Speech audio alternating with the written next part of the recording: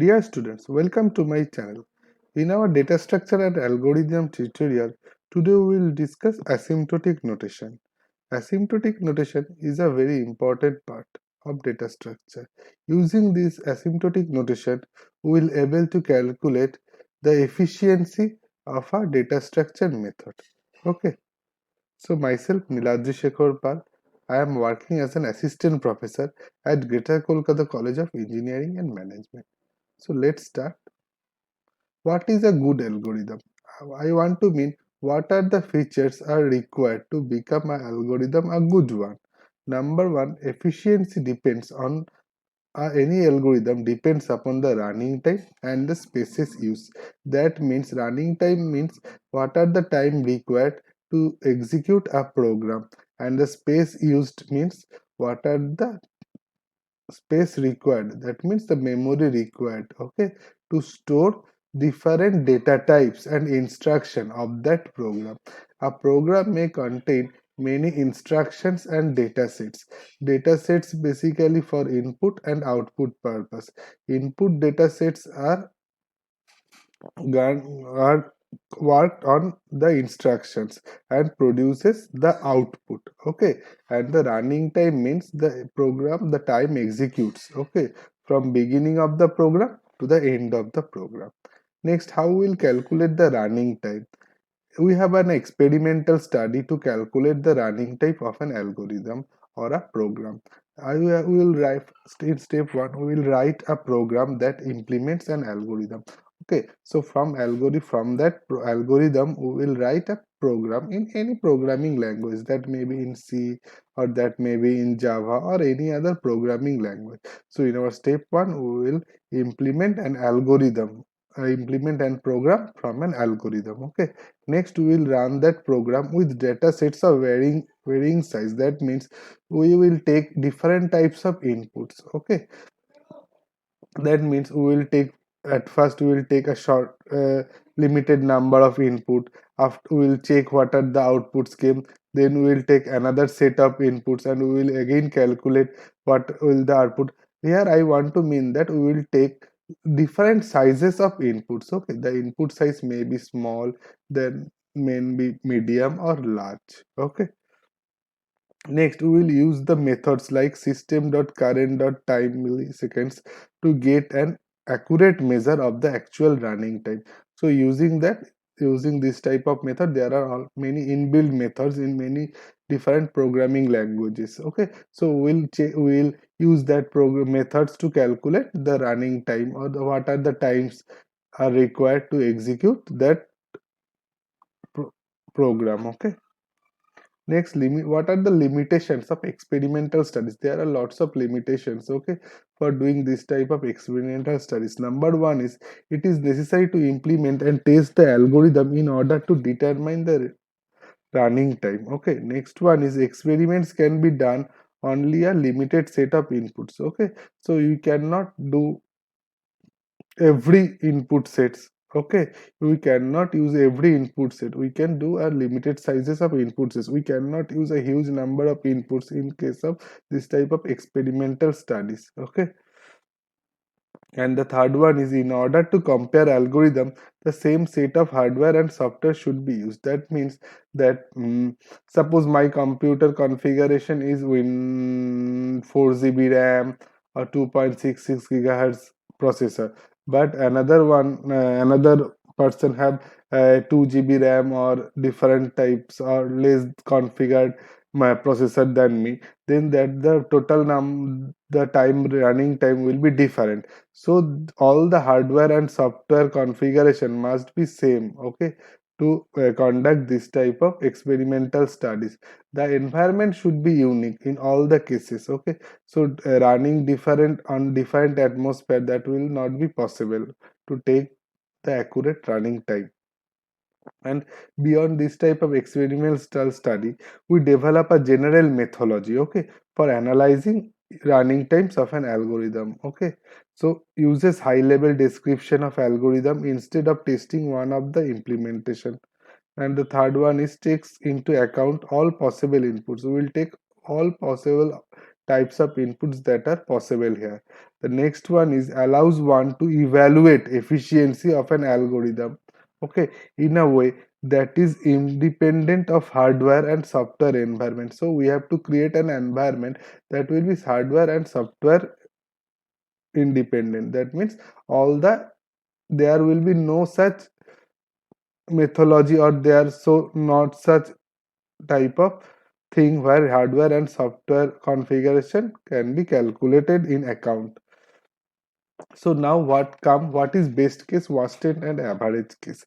Best case, worst case and average case are three important cases to execute an algorithm or a program.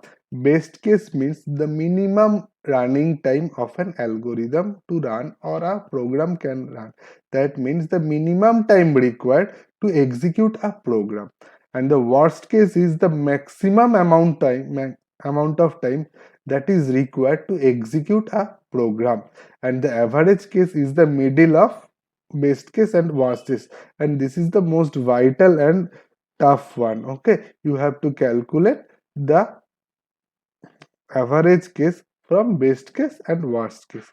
So best case is the function which performs the minimum number of steps on input data of n elements. That means we have n elements of, okay, as input, and we have to use minimum number of steps. Okay, we'll use minimum number of steps to get a result, desired result. Okay, and the worst case is the function which performs the maximum number of steps on input data of sizes n. Okay, so in case of worst case we have required the maximum number of steps. Okay, and the third one, the average performance and the worst performance are the most used in algorithm analysis. Okay, so I'm just doing an example.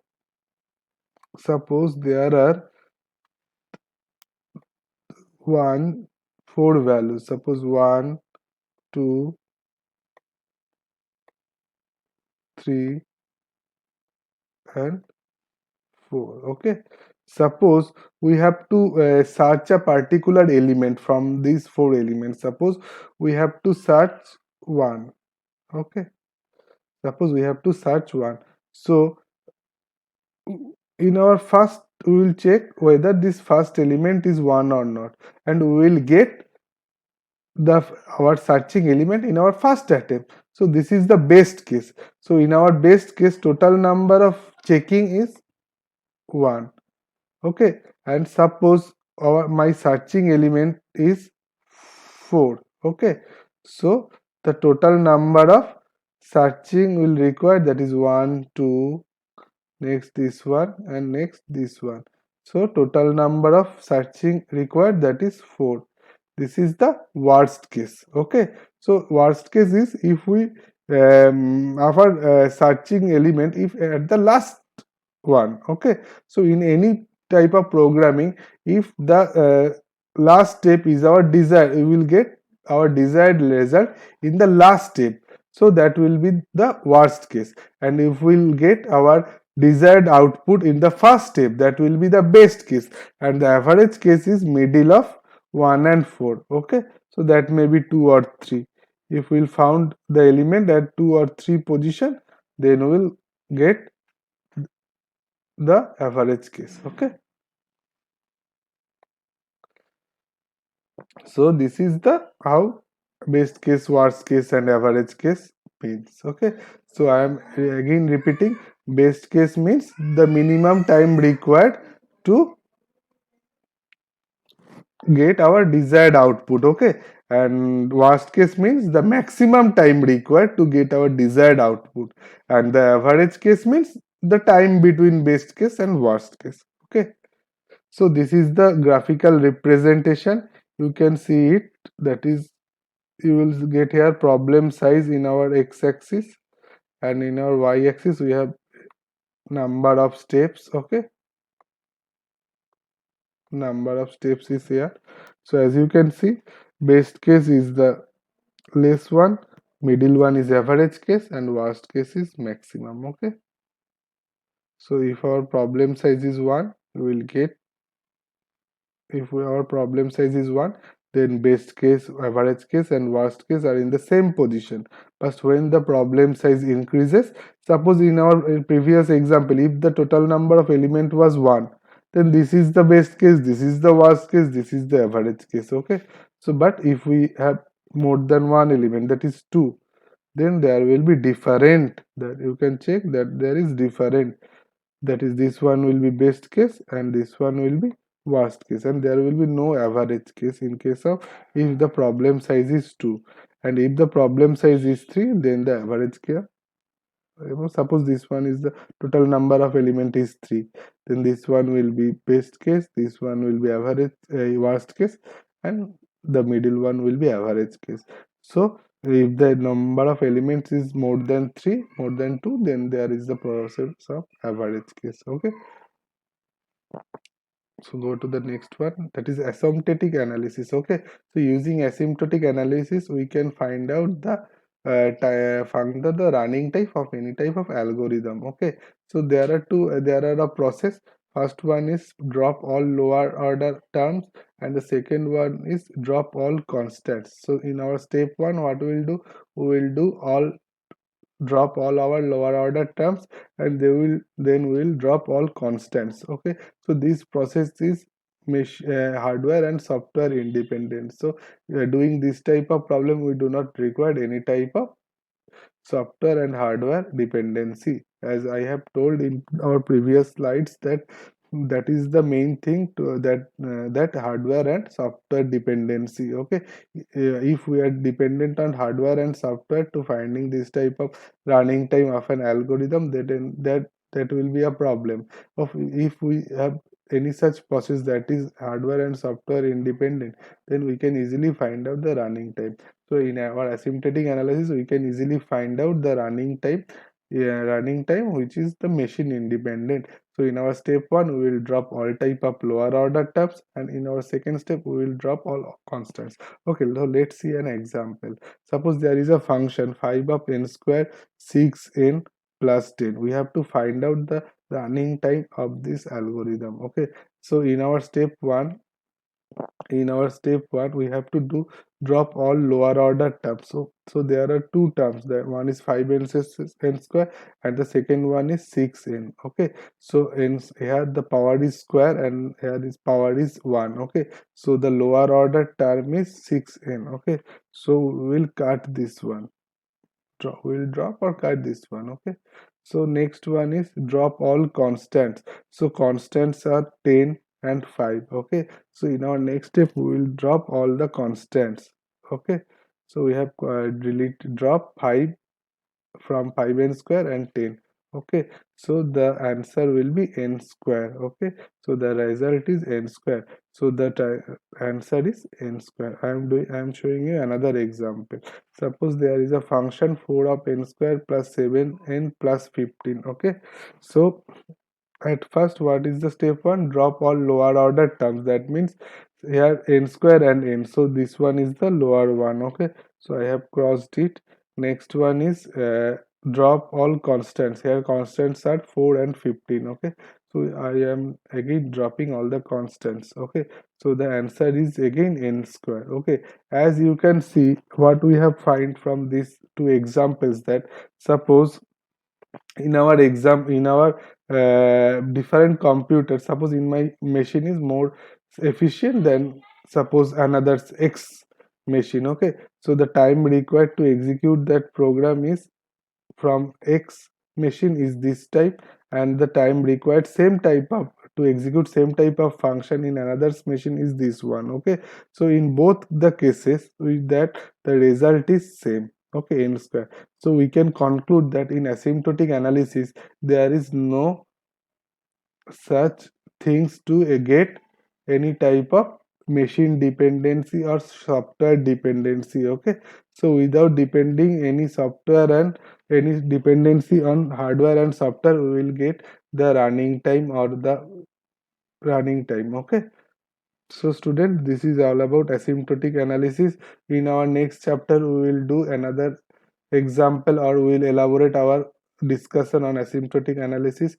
So you can get a bell icon in your right hand side of the screen, and I am requesting you to subscribe to my channel to get all the details of my tutorial, or you can go to the facebook.com/digital classroom Niladripal, and you can like my page to get all the notification of my video tutorial, or you can call me, or you can mail me in if you have any doubt or any problem.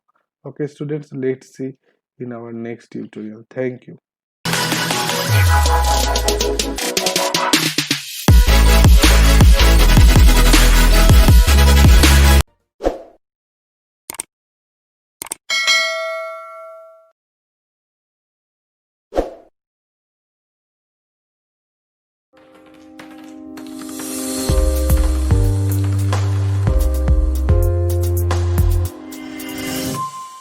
Dear students, welcome to my channel.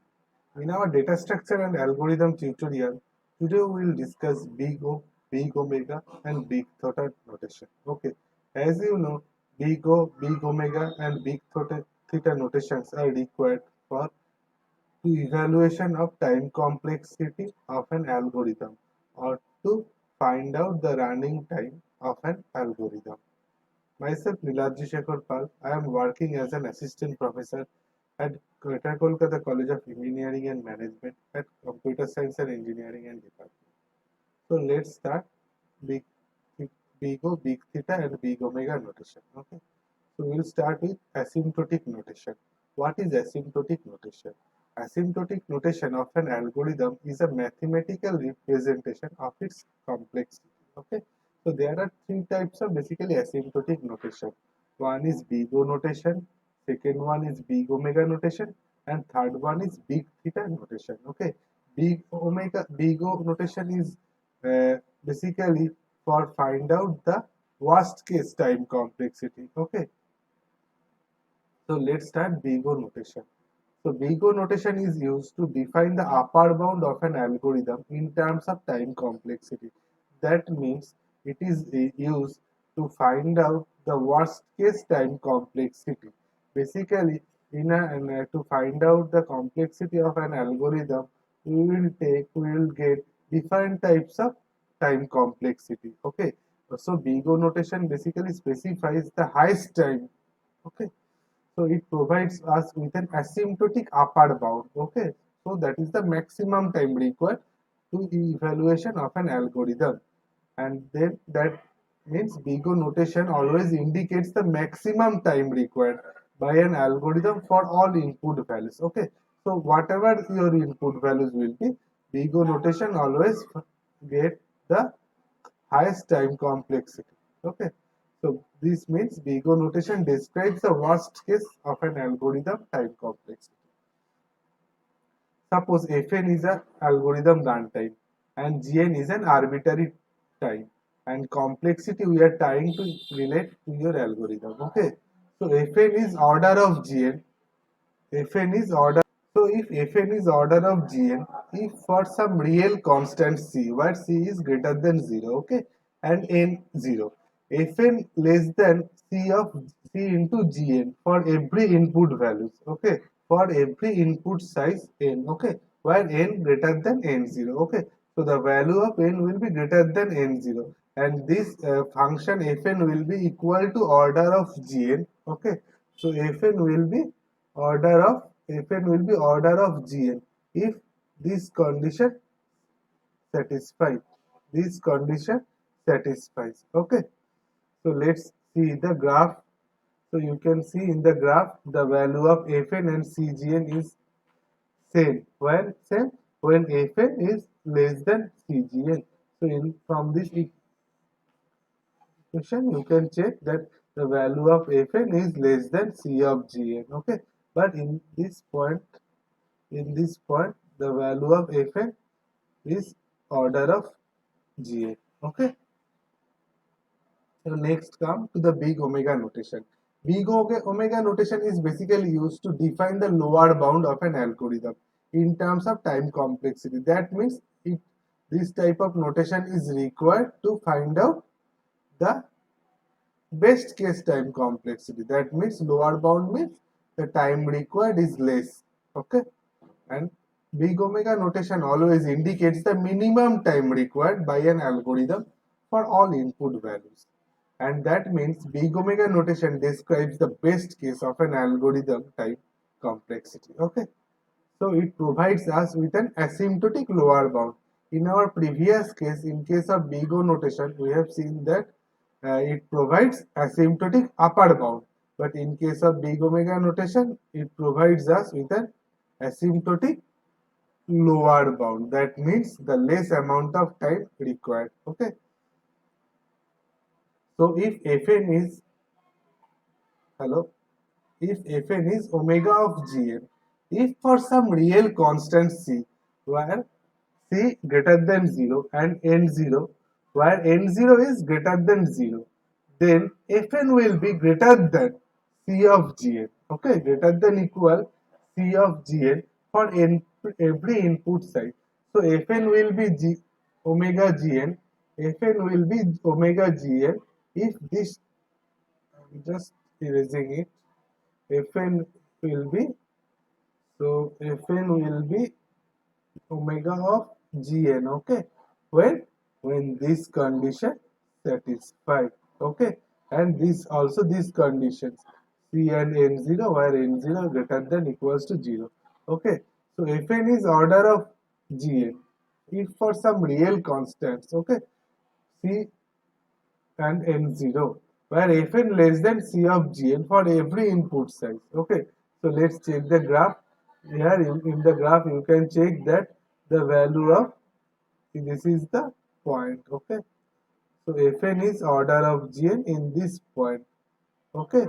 So Fn is greater than here, okay. In our previous example we have seen that Fn is less than, okay, but in this big omega notation, that is Fn is greater than C of Gn, okay. So next, big theta notation, okay.